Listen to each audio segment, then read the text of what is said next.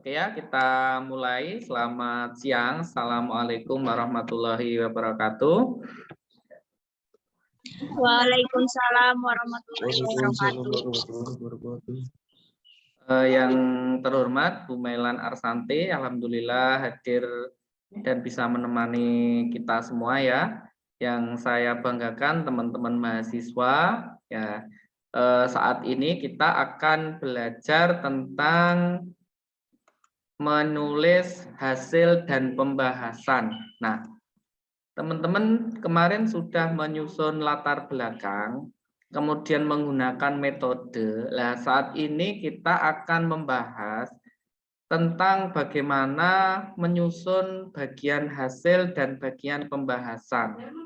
Nah, bagian hasil dan pembahasan itu merupakan bagian yang sangat urgent karena apa? Karena isi.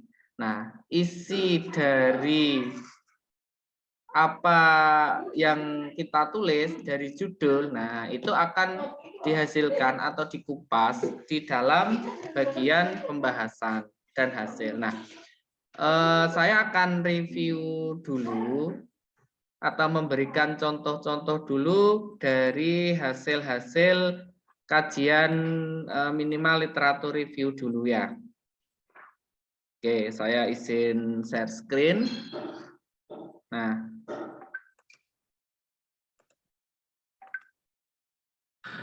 jadi ketika teman-teman membuat bagian hasil dan bagian pembahasan, kita harus tahu dulu judul yang kita sampaikan. Nah, dari judul itulah akan mengetahui garis besar hasil yang akan dibahas. Misal di sini, saya pernah menulis judul e-learning Schoology, bagaimana peran dan implementasi pada pembelajaran masa pandemi COVID-19. Nah, kalau judulnya kurang lebih seperti ini, berarti nanti e-learning Schoology itu seperti apa ya perannya dan bagaimana mengimplementasikan dalam pembelajaran saat pandemi COVID. Nah, kemudian ketika kita lihat hasil atau pembahasan ya, kita akan mengupas peran.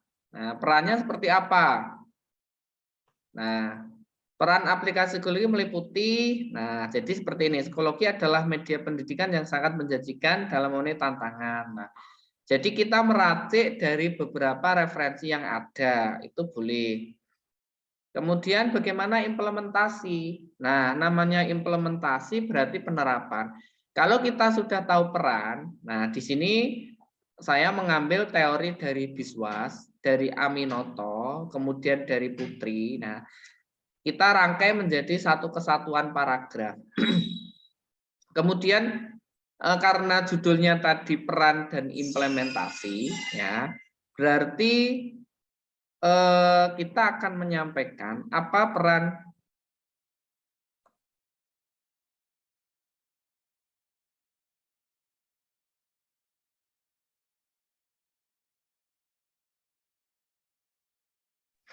Nah, setelah kita menyampaikan peran, kemudian kita akan melakukan implementasi. Nah, implementasi ini siapa yang menyusun? Ya kita selaku penulis. Karena yang kita punya ide, ya berarti implementasi itu adalah dari ide kita. Nah, misalnya di sini saya menyampaikan bahwa implementasi aplikasi Schoology itu yang pertama bagaimana cara register. Nah, seperti ini. Kemudian bagaimana cara membuat kelas daring. Kemudian bagaimana cara mengisi konten pada aplikasi. Ya, kemudian hingga bagaimana cara membagi kelas pada peserta didik. Kemudian bagaimana kita memberikan petunjuk bagi peserta didik. Nah, jadi intinya seperti itu. Nah, ketika kita menyusun hasil dan pembahasan, ya kita kembalikan kepada judul kita. Seperti itu. Nah, saya sampaikan lagi. Misal yang bahasa Indonesia ya.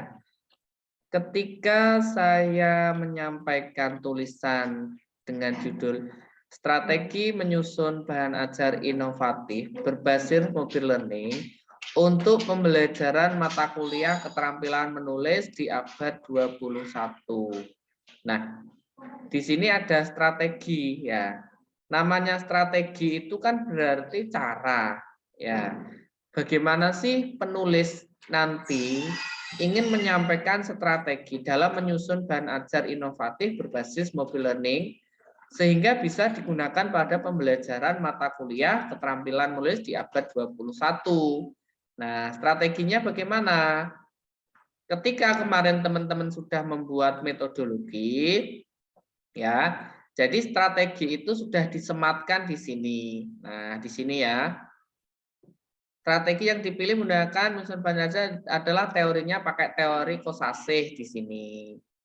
Nah, kemudian ketika penulis sudah menyampaikan bahwa di sini strateginya adalah strategi Kosasih, maka kita ngomong di hasil dan pembahasan. Nah, strategi Kosasih kita implementasikan di mana ada 3 langkah. Yang pertama, ada 3 tahapan, yaitu bagaimana analisis kebutuhannya, ya. Kemudian bagaimana merancang peta konsep bahan ajarnya. Ketiga, bagaimana mengembangkan bahan ajar berdasarkan struktur dari masing-masing bahan ajar itu. Nah, ketiga ini kemudian kita kembangkan menjadi poin-poin utama. Misal, di sini ada analisis kebutuhan bahan ajar. Ini kan menjawab ini. Analisis kebutuhan bahan ajar. Nah, ini. Kemudian bagaimana kita merancang bahan ajar. Nah, ini cara merancangnya bagaimana. Kemudian yang ketiga, bagaimana mengembangkan bahan ajar. Nah, di sini bagaimana mengembangkannya. Nanti bisa teman-teman evaluasi sendiri ya. Kemudian nanti di akhir itu harus diperkuat dengan sumber referensi. Jadi ditutup dengan atau dijustifikasi dengan sumber referensi. Nah, misal ini yang berikutnya, ini yang artikel kemarin sudah saya share, yang judulnya literasi digital dan pembelajaran sastra berpaut literasi digital di tingkat sekolah dasar. Nah, karena ini kemarin metode adalah literatur review ya, jadi bagaimana penulis menyampaikan hasil dan pembahasannya. Nah, dia ngomong karena kan kemarin metodenya pakai bola salju atau snowball ya. Dia ngomong dengan menggunakan kata kunci literasi digital di internet itu menemukan 9 artikel teratas. Nah, di sini disampaikan ada 9 artikel. Nah, ketika penulis ngomong ada beberapa artikel, disampaikan artikel pertama itu punyanya siapa, kemudian membahas tentang apa. Artikel kedua punyanya siapa, membahas tentang apa ya. Karena di sini 9 ya berarti sampaikan sampai ke artikel 9. Nah, itu ya. Di sini ada artikel ke-9, garapan ini dan seterusnya. Nah, seperti itu. Nah, jadi kita akan mengupas hasil-hasil yang dari internet itu seperti apa. Nah, ya. Itu baru hasil ya. Kalau namanya hasil dan pembahasan, itu artinya bahwa hasil yang saudara temukan itu diperkuat dengan sumber referensi yang ada. Itu namanya memvalidasi temuan. Nah, validasinya kalau penelitian kualitatif itu menggunakan triangulasi. Bisa sumber atau bisa teori. Nah, saya sampaikan lagi. Maaf, file yang saya share sudah tampil ya. Sudah, Pak. Oke, nah Sudah, Pak. misalnya penulis ingin menyampaikan idenya, kurikulum Merdeka Belajar, kampus Merdeka untuk memenuhi kebutuhan pembelajaran abad 21. Nah, ini kan substansi sekali ide dari penulis ya, bagaimana kurikulum Merdeka Belajar itu untuk memenuhi kebutuhan pembelajaran abad 21. Nah, di sini disampaikan bahwa hasil dan pembahasan ada teori atau ada panduan dari Kemendikbud, itu kegiatan pembelajaran di MBKM kurikulum Merdeka itu ada 8 kan, yang kita tahu ada pertukaran pelajar hingga sampai membangun kuliah kerja. Nah, setiap satu poin kita kupas. Nah, pertukaran pelajar. Nah, pertukaran pelajar itu seperti apa? Nah, kita buka pendapat kita dulu. Nah, pertukaran pelajar adalah pengalaman belajar yang dilakukan di luar program studi. Nah, kemudian diperkuat dengan teori. Pertukaran pelajar itu seperti apa? Nah, ya. Kemudian tugas kedua, bagian kedua ada magang dan praktik. Magang itu seperti apa? Itu pendapat Anda dulu. Kemudian diperkuat dengan teori-teori. Ya. Hingga nanti sampai kalau ini ada 8, ya berarti 8. 8 yang disampaikan di dalam hasil dan pembahasan. Nah, nih sampai 8 ya. Nah, kemudian nanti jangan lupa setiap akhir dari bagian hasil itu diperkuat dengan teori utama. Ini namanya pembahasan ya. Pembahasan itu artinya bahwa teman-teman itu kita sudah mendapatkan hasil, kita sudah mendapatkan bukti. Nah, bukti itu diperkuat dengan bisa dengan teori, bisa dengan hasil wawancara, ya. Jadi macam-macam. Nah, kalau ini kan diperkuat dengan teori. Kalau kurikulum itu didefinisikan sebagai program pembelajaran yang terencana menurut Amin dan seterusnya. Dalam kurikulum Merdeka Belajar terdapat program pembelajaran dapat mengasah mahasiswa untuk saling berkolaborasi. Nah, jadi seperti itu. Ya.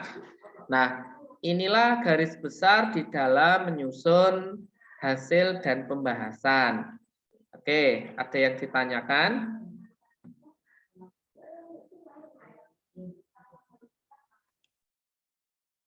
Jika tidak ada, coba kita review dari konsep judul. Nah, Mbak Inayatul ada? Ada, Pak. Oke, misalnya ini. Kan kemarin judulnya literasi digital bagi mahasiswa di era society 5.0 ya, Mbak? Itu urgensi literasi. Kenapa? Urgensi literasi digital. Oh iya, sudah diganti ya. Oke, tidak apa-apa. Nah, namanya judulnya sudah urgensi literasi digital bagi mahasiswa. Nah, Mbak Inayatul Musayaro itu nanti akan menyampaikan idenya. Menurut Mbak Inayatul pentingnya literasi digital seperti apa gambarannya? Ya. Jadi mahasiswa itu kok harus intinya melek atau tahu tentang literasi digital seperti apa? Misalnya satu, kita sudah memasuki era society di mana semuanya adalah era digital, itu ya. Kemudian kita misalnya generasi Z, di mana generasi Z itu karakternya seperti apa. Jadi potret hasilnya itu tidak keluar dari judul yang teman-teman itu sampaikan di sini, itu ya. Oke, Mbak Widya ada? Halo, Mbak Widya. Ya. Oke, nah ini judulnya kemarin sudah betul ini apa ada perubahan Mbak Widya? Ada perubahan. Apa kemarin? Strategi melestarikan sastra di era Gen Z, sastra Indonesia di era Gen Z. Oke, strategi melestarikan sastra. Nah, ini bagus sekali nih.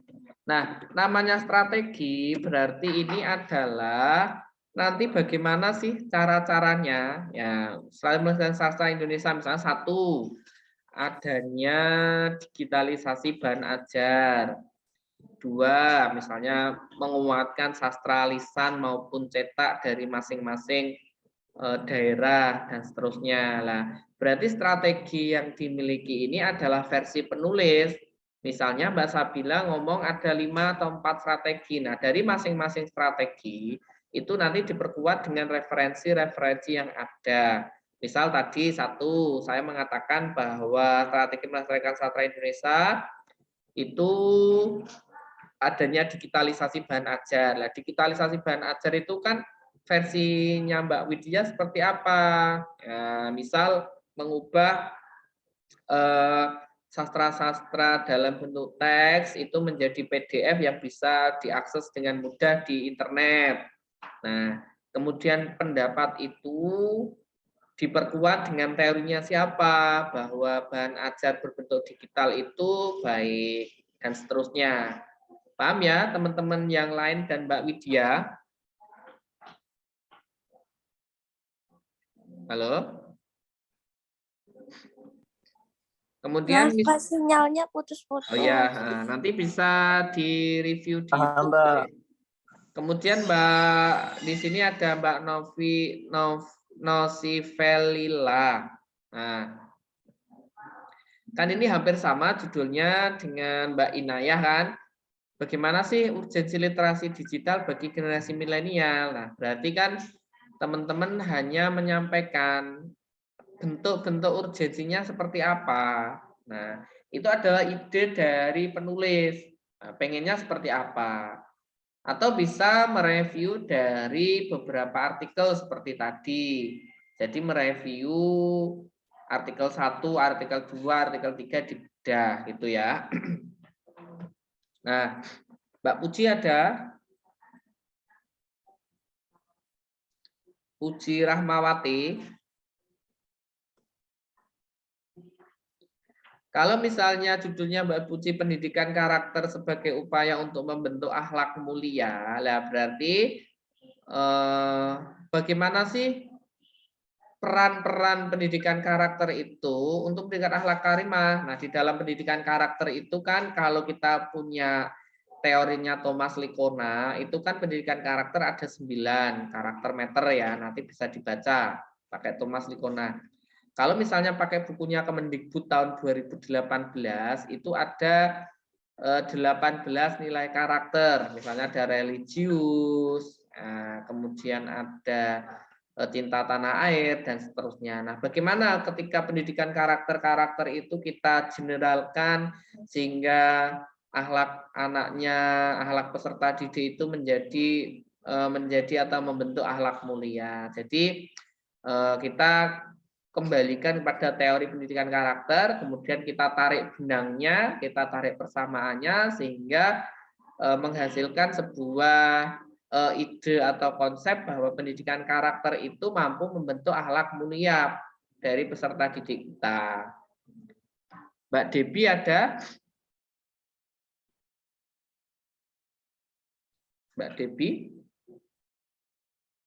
Ada.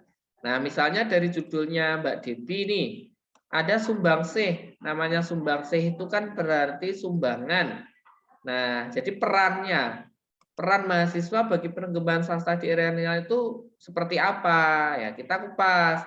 Misal satu, mahasiswa itu agen of change, agen perubahan, di mana walaupun era milenial mahasiswa itu harus bisa misal menulis puisi minimal. Nah, itu sumbangsih. Jadi sumbangsihnya nanti di breakdown dari beberapa konsep sesuai pendapatnya Mbak Debbie. Kemudian dari konsep itu kita telaah, kemudian kita kaitkan dengan referensi yang ada. Gitu. Zelda, ada Zelda? Misal judulnya Mbak Zelda di sini faktor-faktor siswa berbudaya Western atau kebarat-baratan. Nah, misalnya satu, siswa itu sukanya misal nonton film Barat. Nah, dengan nonton film Barat sukanya sehingga dia budayanya ke Western. Kedua, misalnya dia mengikuti Instagram atau sosial medianya artis-artis Barat. Nah, itu berarti faktor-faktor. Silahkan nanti digali. Ini jadi judul teman-teman ini sangat menarik sekali ya, menjadi sebuah inovasi di dalam pembelajaran bahasa maupun bahasa itu sendiri. Jadi kaya ya. Nah, kemudian ada Sabila. Ada Mbak Sabila di sini? Sabila Rahma. Iya, Pak. Oke, di sini misalnya ada permasalahan kurikulum di Indonesia. Sampaikan. Misalnya sebelum Merdeka Belajar itu ada KTSP. Kira-kira di sana ada masalah apa yang muncul sehingga ada pembaruan kurikulum. Kemudian sebelumnya itu ada kurikulum apa? Misalnya ada K13. Nah, sampaikan. Kemudian kok ada revisi ke kurikulum Merdeka dan seterusnya. Jadi kita bisa menyampaikan beberapa masalah-masalah kurikulum di Indonesia ya. Tuh. Kavia. Ada Kavia? Model pembelajaran multiliterasi untuk meningkatkan kemampuan berpikir holistik pada pembelajaran pendidikan agama Islam. Nah, jadi namanya model pembelajaran multiliterasi. Nah, ini bagaimana bentuk model pembelajaran multiliterasi itu? Misal konsep teorinya siapa yang digunakan, sehingga dengan adanya pembelajaran multiliterasi ini kemampuan berpikir holistik, ya, holistik menyeluruh pada pembelajaran pendidikan agama Islam itu nanti seperti apa. Jadi kita menyampaikan bahwa bagaimana sih model pembelajaran multiliterasi itu. Nah, mungkin kita menggunakan banyak buku atau kita menggunakan banyak video atau kita menggunakan banyak studi literatur dan seterusnya. Silakan nanti Mbak Kaifi di konsep seperti itu. Ini juga sangat menarik sekali judulnya ya. Nah, misalnya Muhammad Taufikur Rahman, penggunaan bahasa Indonesia di kalangan generasi Z. Nah, kalau Mas Taufikur Rahman ada ini? Ada. Oke. Mas Taufikur Rahman ini kalau penggunaan bahasa Indonesia di kalangan Indonesia itu kan kemarin literatur review ya. Kalau mau di kualitatif bagus ini sebenarnya. Pakai metode simak metode kualitatif berarti studi kasus ya. Boleh nih, malah bagus ini. Kalau mau dikembangkan lebih intens silahkan. Jadi studi kasus malah bagus. Misal penggunaan bahasa Indonesia itu di ranah percakapan, di ranah chatting, kemudian di ranah tugas, kemudian di ranah apalagi ya misalnya ngobrol santai dengan temannya. Boleh nih. Jadi sangat luas ini. Ya. Kalau mau literatur review juga boleh. Nah, tapi lebih bagus ke studi kasus ini lebih kompleks hasilnya nanti. Tetapi kalau memang tidak mau ya di literatur review. Jadi hanya memotret dari artikel-artikel yang ada kita potret generasi Z. Mungkin di sana dibatasi usia sekian sampai sekian. Dia penggunaan bahasanya seperti apa. Nah, ambil dari screenshot dari Twitter misal. Misal screenshot dari media Instagram. Anda screenshot dari media percakapan WhatsApp. Nah, ternyata mereka menggunakan bahasa Indonesianya masih terkontaminasi dengan bahasa asing, terutama bahasa daerah. Di situ kan banyak sekali nanti ya potret-potret penggunaan bahasa Indonesia di kalangan generasi Z. Nah, silakan nanti Mas Taufikur Rahman, ini bagus sekali nih penggunaan bahasa Indonesia di kalangan generasi Z ya. Siapa? Oke, Ayu Kamelia. Nah, strategi meningkatkan minat menulis karya sastra bagi generasi milenial. Kalau judulnya strategi meningkatkan, berarti kita punya sebuah cara.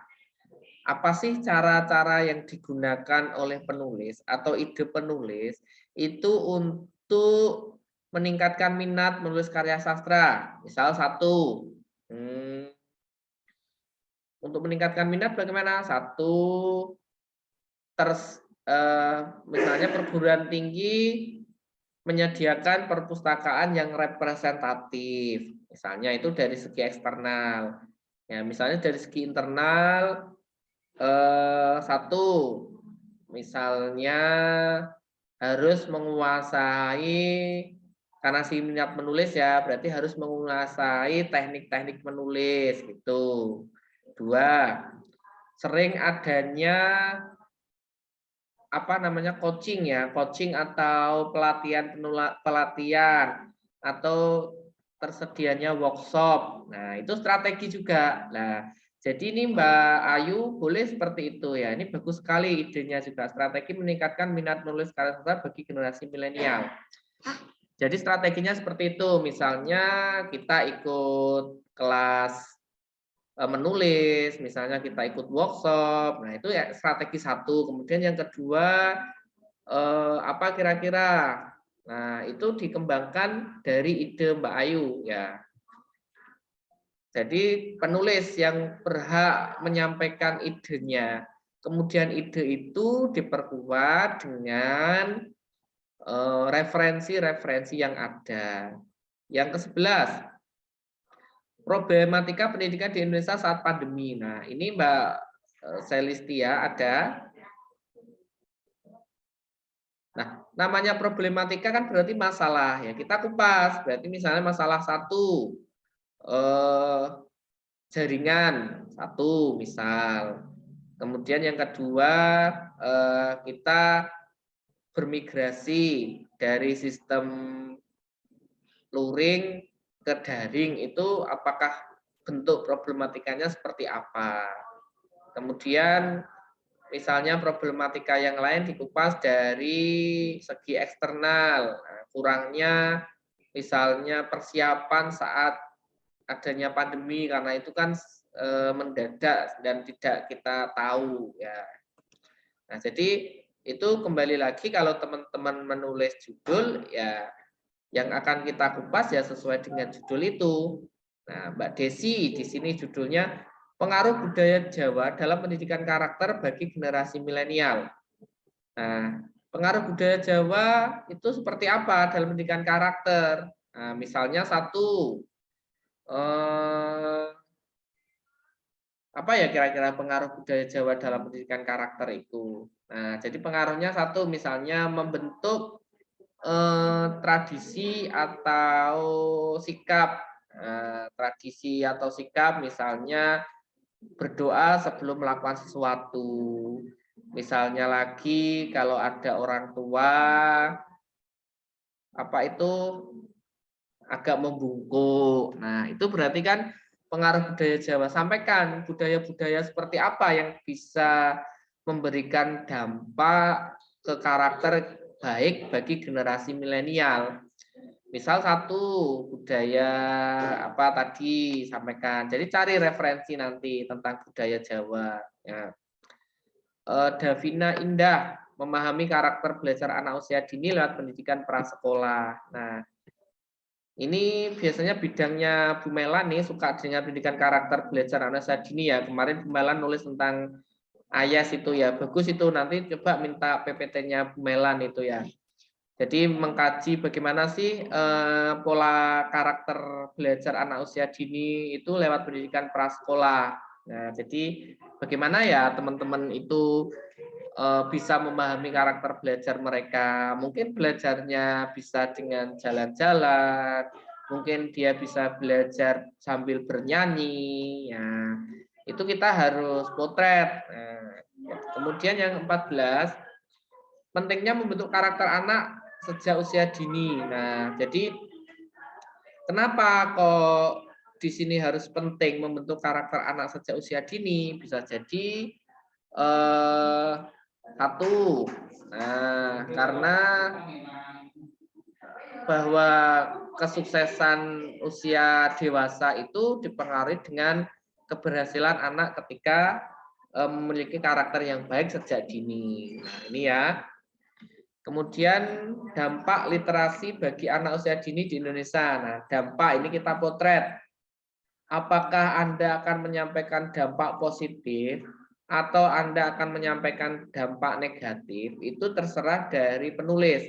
Oh, saya mau memotret dampak positifnya, Pak. Silahkan. Berarti dampak positifnya seperti apa? Apakah memang dampak literasi itu ada dampak negatif? Ya disampaikan. Nah, silahkan nanti disampaikan. Bentuk-bentuk penanaman nilai pendidikan karakter di Indonesia. Nah, di sini ini sudah saya sampaikan tadi. Kalau nilai pendidikan karakter, oh kita pakai teori Thomas Likona misal, atau pakai Mendikbud, misal religius. Nah, benar-benar bagaimana? Oh, mengajak anak sejak dini itu sholat 5 waktu. Tidak hanya mengajak, tapi memberikan contoh. Nah, kemudian peduli sosial, misalnya ketika ada temannya yang mengalami kesusahan, kemudian dibantu. Nah, ini Mbak Elisa jadi menampilkan model-model atau bentuk-bentuk ya contoh-contoh. Nah, kemudian contohnya seperti ini loh ditampilkan. Kemudian diperkuat dengan referensi misalnya dari temuan yang terdahulu. Oh, ternyata mengajak sholat 5 waktu itu memang betul sekali bahwa itu membentuk karakter atau pendidikan karakter. Nah, itu ya. Eksistensi mahasiswa di era society. Nanti kalau ada yang revisi judul bisa diinfo ya. Mohon maaf Pak, itu kemarin saya ganti. Kemarin Bagaimana? sudah saya ganti Oh, judulnya. jadi apa Mbak Ervina? Peran mahasiswa dalam menghadapi pendidikan di era society itu.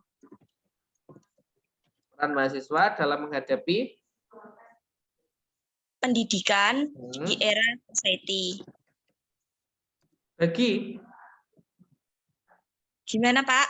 Peran mahasiswa dalam menghadapi pendidikan di era society 5.0. Nah, ini ya, jadi perannya apa di sana? Mungkin apa kira-kira Mbak Ervina punya ide peran mahasiswa dalam menghadapi pendidikan di era society itu?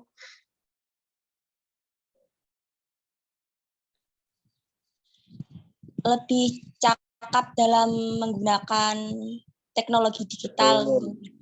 Peran ya, peran bukan lebih, tetapi gini, namanya peran itu satu, misalnya mahasiswa itu sering atau bisa menciptakan inovasi-inovasi. Nah, itu berarti perannya.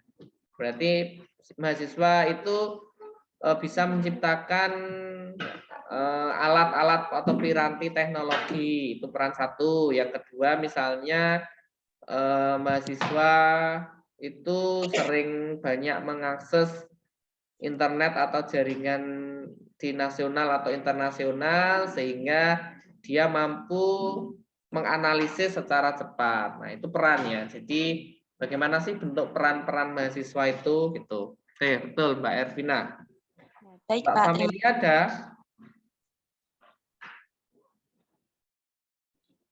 Ini Mbak Familia, misal judulnya pemanfaatan pembelajaran blended learning setelah pandemi. Nah, namanya pemanfaatan berarti bagaimana kalau blended learning itu kan kolaborasi antara ini ya penggunaan daring dan luring. Nah, misalnya pemanfaatan daring dan luring setelah pandemi seperti apa? Misal pembelajaran saya ini kan blended ya. Dulu saya pernah di kelas luring, sekarang pakai Zoom. Nah, ini blended. Nah, jadi Mbak Familia akan menyampaikan, jadi bagaimana pemanfaatnya? Mungkin 50%, 50%. Mungkin sebentar, listriknya mati. Mungkin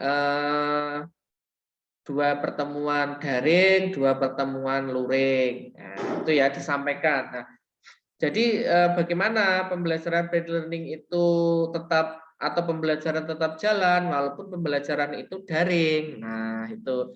Jadi tidak hanya pandemi saja sampaikan. Ini bagus sekali nih ya. Mbak Miftah, pendidikan karakter sebagai dasar membentuk generasi berakhlakul karimah. Nah, ini jadi tadi pendidikan karakter silahkan kolaborasi dengan teman-teman yang judulnya pendidikan karakter ya. Mau pakai teorinya siapa?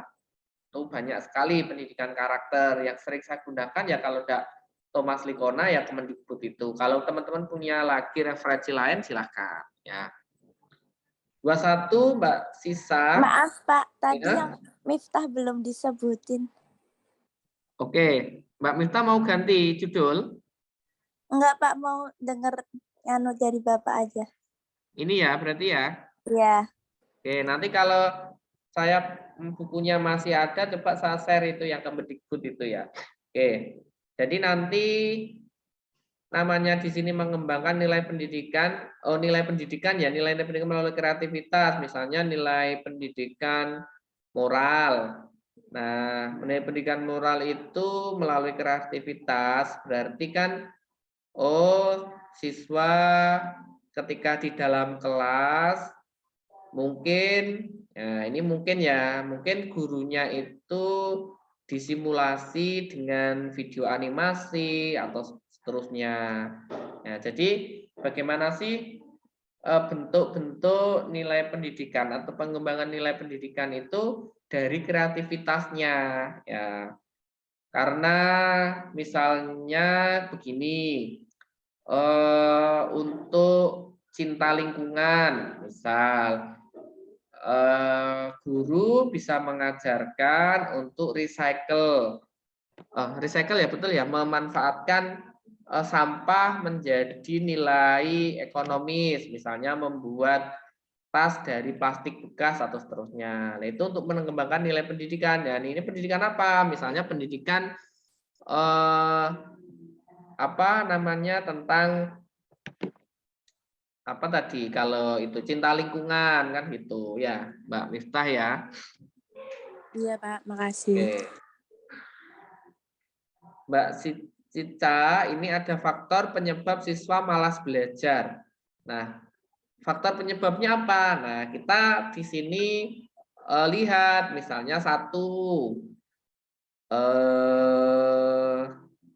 apa ya kira-kira terlalu banyak jadwal, misalnya di sekolah sehingga di rumah tidak bisa belajar, bisa jadi satu, dua, terlalu banyak main, misalnya HP. Kalau sekarang kan siswa itu banyak sekali. Kemudian dua, tidak ada mentor atau pendamping atau guru pendamping gitu. Misalnya, nah ini dilihat. Nah, dasarnya apa? Oh, mungkin Mbak Sisa bisa dari review artikel, bisa pengalamannya sendiri. Nah, itu sangat variatif nanti hasilnya. Niam, ini misalnya menginterpretasi kehidupan bermasyarakat dengan disiplin ilmu sosiolinguistik. Niam kemarin jadi ganti apa enggak ya? Tetap ini ya Mas Niam. Iya Pak, tetap itu. Oke. Jadi menginterpretasi kehidupan masyarakat dengan disiplin ilmu sosiolinguistik. Misalnya di dalam satu masyarakat di Semarang itu ada bahasa-bahasa yang sering muncul itu apa.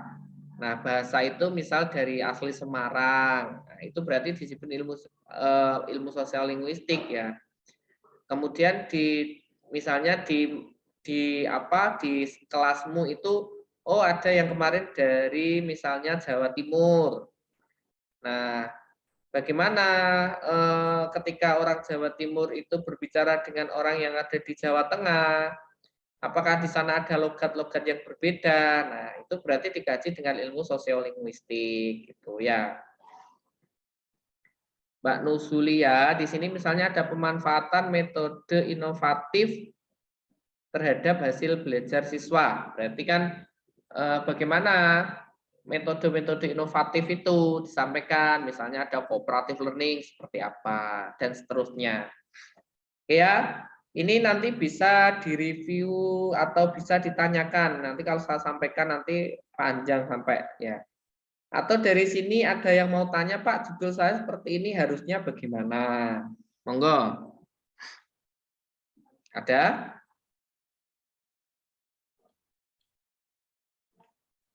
Saya Pak. Ya, Mas Rifki.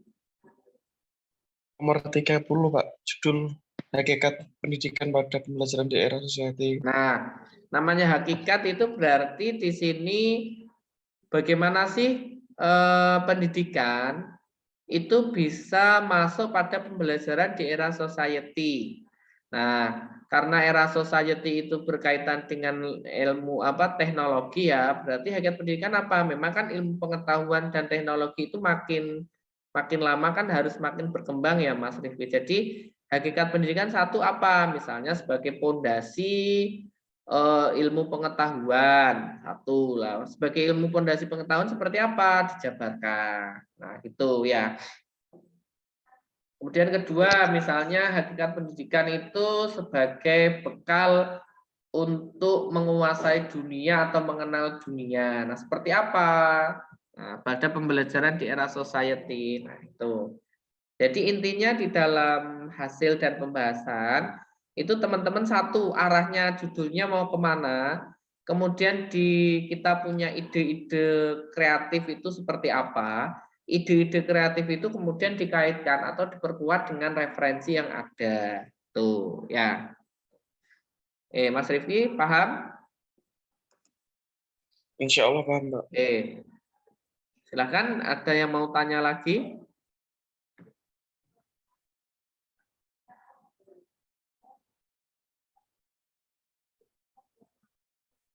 Kemarin yang siapa yang bertanya tentang Zoom atau apa ya kemarin judulnya? Zoom atau pakai apa itu siapa ya? Pemanfaatan media Zoom atau apa itu? Jadi gitu ya, nanti teman-teman silakan mereview artikel yang saya sampaikan. Nah, ini literatur review juga ya. Nah, ini. Kemudian kalau saya tadi di sini hanya menyampaikan peran dan implementasi, nah implementasinya seperti apa? Nah ini yang tadi misalnya teman-teman strategi menggunakan aplikasi bla bla bla bla dalam pembelajaran. Nah kita sampaikan di sini implementasinya seperti apa?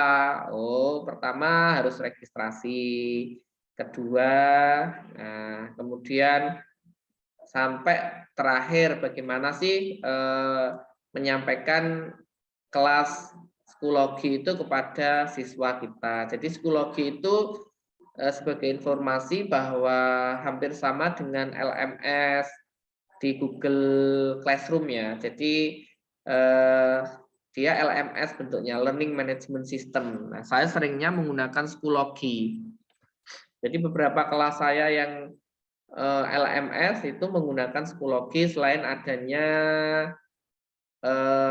kalau di Unisula pakai apa LMS-nya?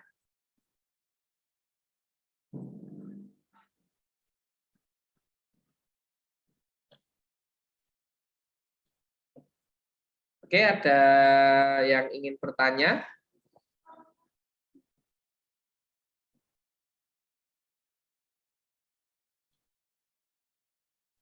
Paham ya? Jadi untuk hasil dan pembahasan saya simpulkan. Yang pertama ketika teman-teman mau menyampaikan hasil dan pembahasan itu hasil tidak keluar dari judul. Itu yang pertama. Kalau judulnya peran ya perannya seperti apa. Strategi berarti langkah-langkahnya seperti apa. Kalau implementasi berarti penerapannya seperti apa. Misalnya tadi ada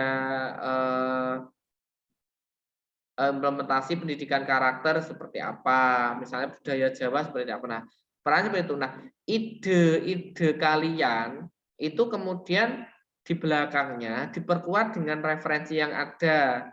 Misal budaya Jawa ketika melihat atau orang yang lebih tua itu melewat di depan kita, kita yang muda harus agak membungkukkan badan. Nah, kemudian diperkuat. Nah, kegiatan seperti itu atau pengembangan karakter seperti itu sangat baik menurut ini seperti apa. Jadi satu tiap ide itu diperkuat beberapa referensi minimal 2 atau 3. Jadi lebih bagus. Nah, tuh ya. Oke, ada yang ingin bertanya?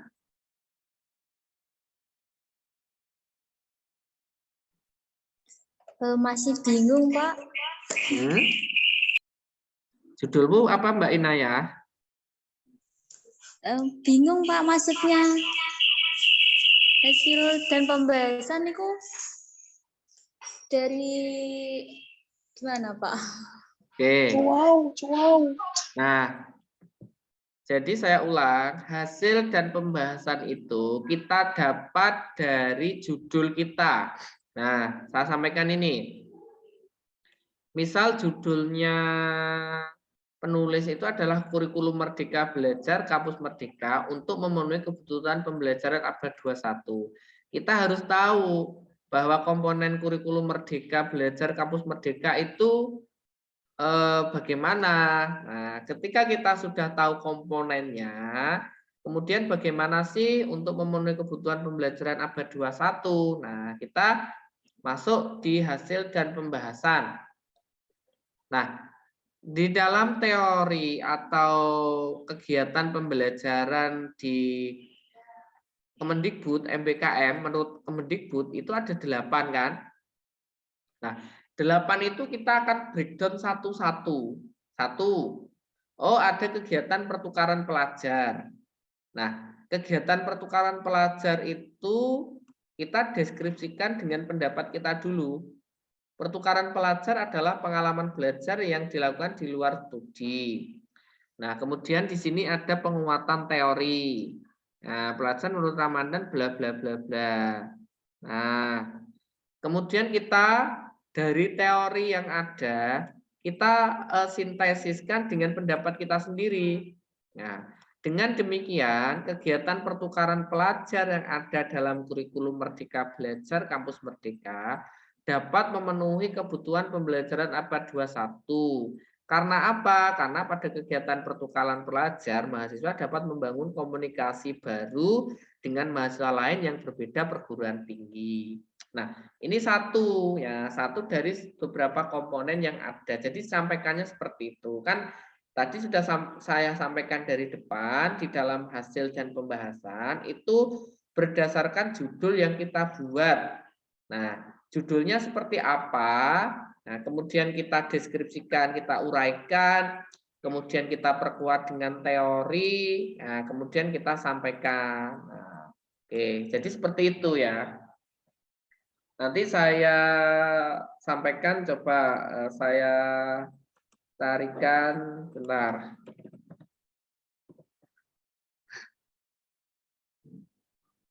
Di sini ini punya teman dari kampus lain. Mbak, saya lihatkan.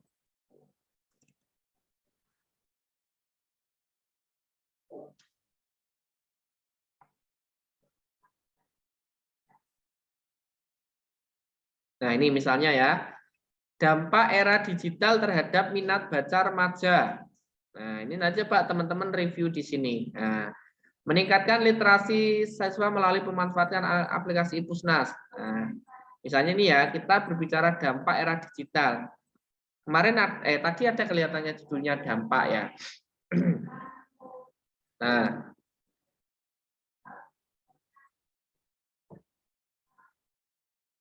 jadi nanti teman-teman tulisannya akan masuk artikel semua seperti ini ya. Jadi ikut seminar kemudian masuk di sini tulisannya. Nah, di sini hasil dan pembahasan. Ini caranya begini.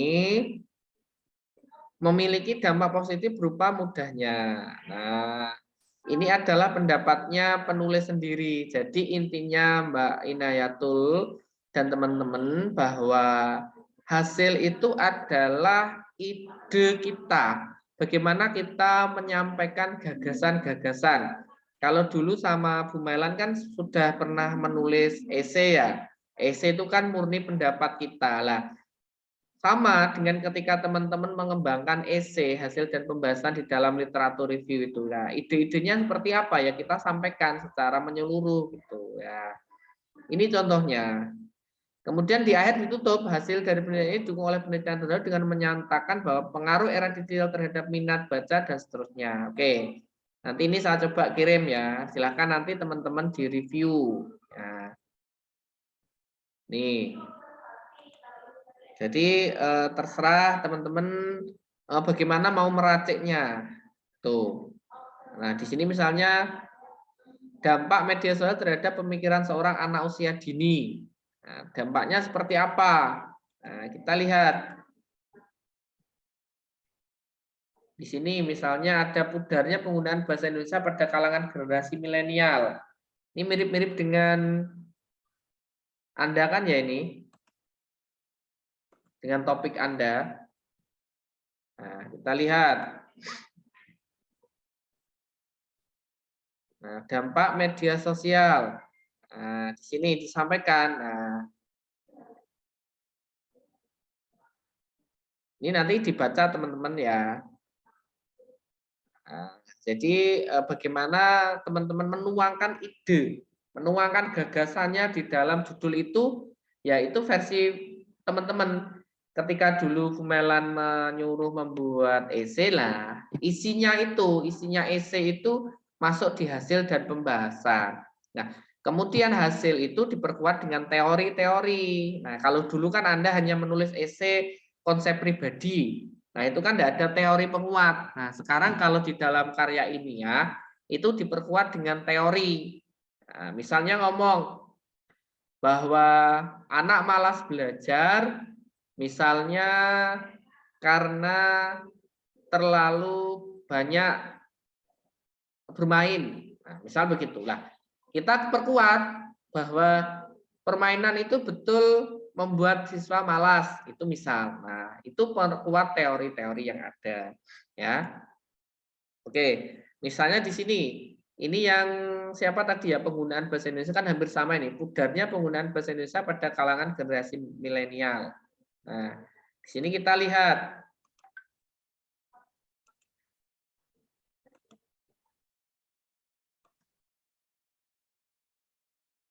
Nah, pudar, bagaimana pudarnya? Nah, di sini hasil dan pembahasan, misal adanya pudar itu muncul bahasa gaul, misal di sini.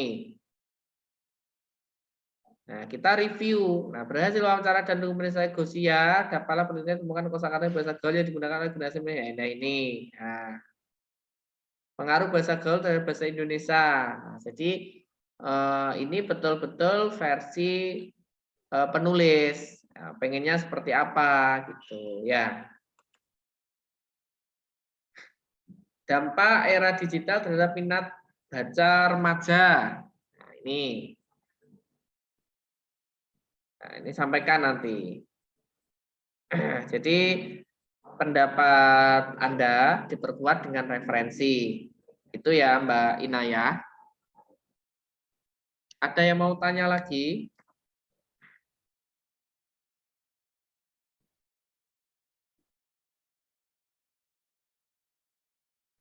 Ada? Oke, jadi nanti teman-teman silahkan membuat garis besar di dalam hasil dan pembahasannya.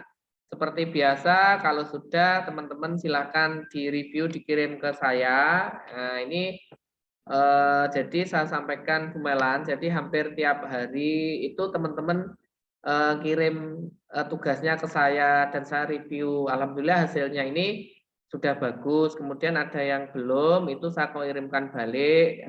Kebanyakan dari teman-teman masih keliru di dalam menulis citasi ya teman-teman. Jadi kalau namanya terdiri dari dua kata, misalnya Budi Harahap, berarti Harahap saja yang muncul di daftar kutipan. Ya, jangan Harahap, B. Nah, seringnya teman-teman seperti itu. Jadi Harahap, B masuk semua. Jadi ini nanti untuk teman-teman semua tolong mulai diperbarui atau digunakan ya. Jadi jangan sampai nanti ke berikutnya keliru karena penulisan daftar rujukan itu sampai kapanpun ya modelnya seperti itu kecuali ada rujukan yang baru. Dan ini saya implementasikan di rujukan model APA dari awal karena memang banyak sekali jurnal-jurnal yang arahnya ke APA. Itu ya. Oke teman-teman, sebelum saya tutup ada pertanyaan atau Bu Mailan ingin menambahkan? Ada tambahan, Bu Melan? Oke, teman-teman bisa on cam ya, kita ambil foto. Cukup Pak Cahyo. Iya, terima kasih Bu Melan. Ya, oke teman-teman bisa on cam. Yang sambil tidur-tidur bisa bangun sebentar ya. Yang makan ini bagus di mana Mas Bagus? Ini kelihatan kok bersantai ria ini Mas Bagus. Di perpus. Oh di perpus. Oke. Mas Al di mana Mas Al? Progres arisan. Oke. Ya, sambil yang lainnya panggil saya menyapa. Oke. Di perpus Pak. Ya. Nanti teman-teman ini Mbak Inayah ini sudah bagus sekali tugasnya. Jadi silakan teman-teman nanti bisa konsultasi sama Mbak Inayah ya. Mas Al belum mengirim bab 3-nya. Ayo Mas Al nanti dikirim bab 3-nya ya. Siapa? Secepatnya saya kirim. Ya. Satu. Teman-teman yang lain ada yang belum sempat ngirim, silakan saya ditunggu ya hasilnya. Oke. Oke ya teman-teman, saya ambil gambarnya. 1, 2, 3. Oke. Slide-nya hanya 1. Oke, semoga pertemuan yang singkat ini membawa banyak manfaat ya. Tetap semangat dalam berkarya ya, tetap berprogres ya, minimal 1 hari itu 1 paragraf ya. Pokoknya ada progres. Kalau Anda bingung, Anda nggak paham, silahkan WA saya ya. Sering beberapa teman sudah WA, silahkan ya. Yang belum bisa menghubungi agar nanti di akhir sesi pertemuan selesai, tugasnya juga selesai. Jadi kalau nggak konsultasi numpuk nanti. Oke ya, semoga tetap sehat selalu dan nanti di akhir sesi teman-teman bisa menghasilkan sebuah tulisan yang kedepannya teman-teman biar tidak kesulitan di dalam menulis. Ya ini karena materi menulis itu berkesinambungan dengan semua mata kuliah. Ya, nggak ada mata kuliah yang nggak menulis, pasti minimal menulis. Ya, kalau teman-teman dari awal sudah paham, ya insya Allah nanti mudah. Oke ya, saya akhiri. Assalamualaikum warahmatullahi wabarakatuh. Waalaikumsalam warahmatullahi wabarakatuh. Waalaikumsalam warahmatullahi wabarakatuh.